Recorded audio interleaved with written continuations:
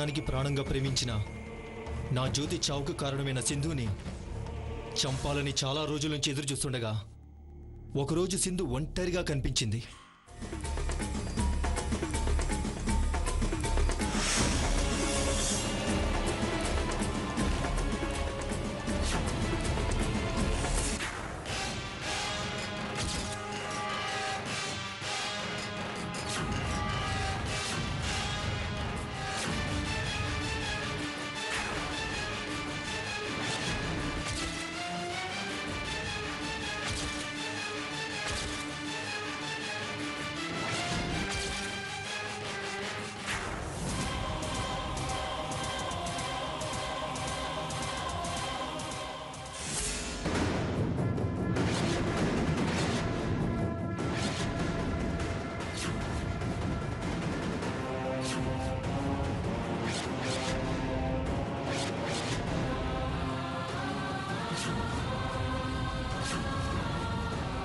ఏంటి సుధీర్ బైకిలా అడ్డం పెట్టావు?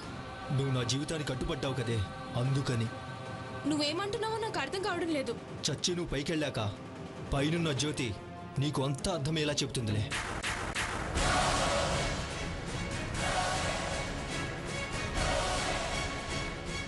ఏంటి నువ్వు అనేది? అవునే, ఇంకొద్ది క్షణాల్లో నేను చంపబోతున్నాను.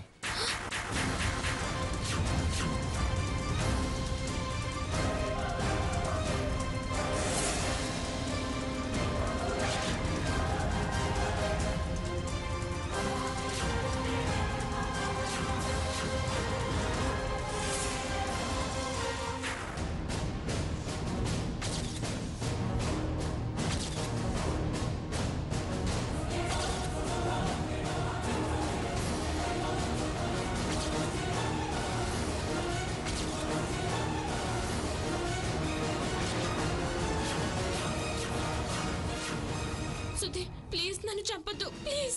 సాయంత్రంలోగా నాకు చాలా డబ్బు వస్తుంది, నీకు ఎంత కావాలంటే అంత ఇస్తాను. ప్లీజ్ సుధీర్ నన్ను వదిలే. ఎవడికి కావాలి నీ బోడి డబ్బు? నాకు డబ్బు అక్కర్లేదు, నాకు కావాల్సింది నీ చావు. అన్యాయంగా నా జ్యోతిపై దొంగతనం నేరం మోపి తన చావుకి కారణమయ్యావు. నువ్వు చస్తే గానీ నా జ్యోతి ఆత్మకు శాంతి లేదు.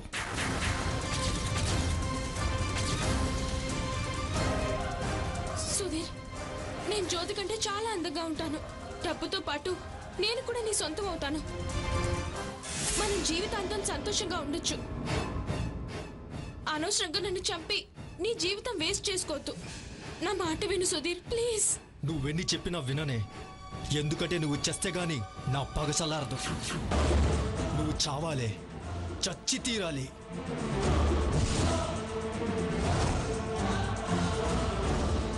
ప్లీజ్ సుధీర్ నన్నేమి చేయొద్దు, ప్లీజ్.